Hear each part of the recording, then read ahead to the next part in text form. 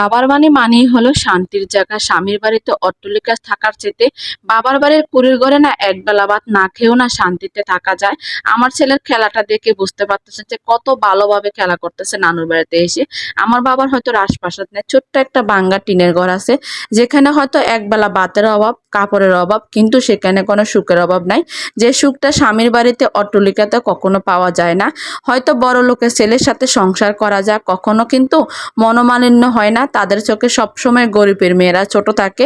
গরিবের মেয়েরা সবসময় তাদের কাছে কাজের মেয়ে রহিমা থাকে, যেটা সংসার জীবনে আমি বারবার প্রমাণ পেয়েছি। এটা হলো আমার বাবা সে বাঙ্গা রাজপ্রাসাদ। যারা দেখতে চেয়েছেন তাদের জন্য ছোট্ট করে ভিডিও করা। কেউ ছোট করে দেখবেন না, কেউ ছোট করে কথা বলবেন না। হঠাৎ করে বাবার বাড়িতে আসা খুবই প্রয়োজনীয়, আসলে বেড়াতে আসি না, খুবই দরকার এসেছিলাম। ভাবলাম আপনাদের অনেকের মন্তব্য করেন, আসলে আপনারা ভাবেন আমি মনে হয় কত বড় লোক, কত কোটিপতির মেয়ে। আসলে মানুষের চেহারা দেখে না সবকিছু বিচার করা যায় না। অনেক মানুষের চেহারা দেখলে মনে হয় তার ভবিষ্যৎ অন্যরকম, আসলে বাস্তবতা হচ্ছে আরেক রকম। তো বাড়িতে অনেক আমের মুকুল আসছে, লিচুর মুকুল আসছে, দেখতে পারতেছেন বাড়ির উঠানে এত এত পাতা পড়ে থাকে। আমাদের বাড়িটা হচ্ছে একদম পাহাড়ি এলাকা, আশেপাশের পরিবেশ দেখে বুঝতে পারবেন একদম পাহাড়ি এলাকার মেয়ে আমি। অনেকে লোকেশন দেখে হয়তো বোঝা যাবেন এটা কোন জায়গায়, কোথায় বাড়ি। ওই যে পাহাড় দেখা যাচ্ছে, পাহাড়ের ডাল কেটে কেটে কিন্তু পাহাড়ের ভিতরে মানুষ বাড়ি করে থাকতেছে। পাহাড়ি এলাকাতে কিন্তু অনেক শান্তি। গরমকালে এত পরিমাণে বাতাস থাকে, আর এখন তো পাতা সিজন, গাছের থেকে এত পরিমাণে পাতা পড়ে, শুকনো পাতা।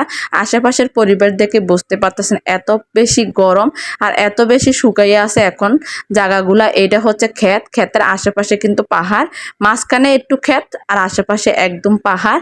তো পাহাড়ি এলাকা যারা বসবাস করেন, পাহাড়ি এলাকাতেও কিন্তু শান্তি আছে, অনেক ভালো লাগে। কিন্তু যারা এই পরিবেশটা অনুভব করতে পারে তারাই শুধু শান্তিটা বুঝতে পারবে। আমি কখনো মিথ্যা কথা বলি না, আর মিথ্যা কথা আমার একদমই পছন্দ না। যারা মিথ্যা কথা বলে তাদেরকে আমি একদমই দুই চোখেও দেখতে পারি না।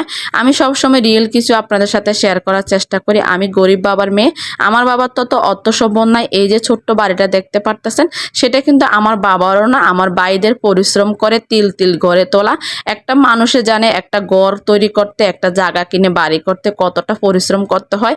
যার বাবার অর্থ সম্পদ নাই সে ছেলে মেয়েগুলো বোঝে নিজের পরিশ্রমের টাকা দিয়ে ছোট্ট একটা কুড়ের ঘর গড়া কতটা কষ্টের। আর এই কুড়ের ঘরটা হচ্ছে আমার ভাইয়েরা তিল তিল করে করেছে। বাড়িতে শুধু একটাই ঘর উঠেছে, আরো ঘর উঠবে, কারণ এই ঘরে থাকার মধ্যে মানুষ নেই।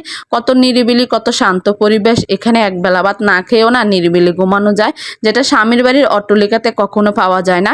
হয়তো দামি বিল্ডিং, দামি খাটে ঘুমানো যায়, সেখানে কখনো সুখও থাকে না, সেখানে কখনো শান্তিও থাকে না। আর তাদের মন মানসিকতা কখনো মানুষের মতো থাকে না।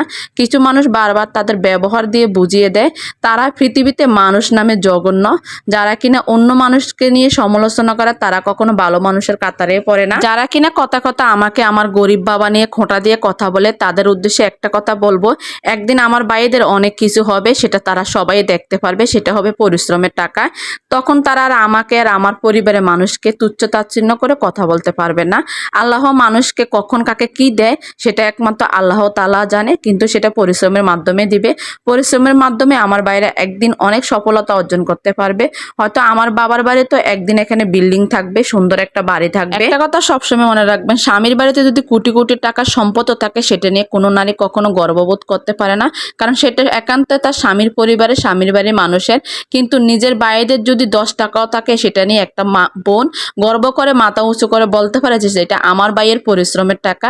তো সে কথাটা একদিন আমি যাতে বলতে পারি সে দোয়া করবেন। সবাই ভালো থাকবেন, সুস্থ থাকবেন। ভিডিওটা ভালো লাগলে লাইক কমেন্ট শেয়ার করবেন, খারাপ মন্তব্য করবেন না। আল্লাহ হাফেজ সবাইকে।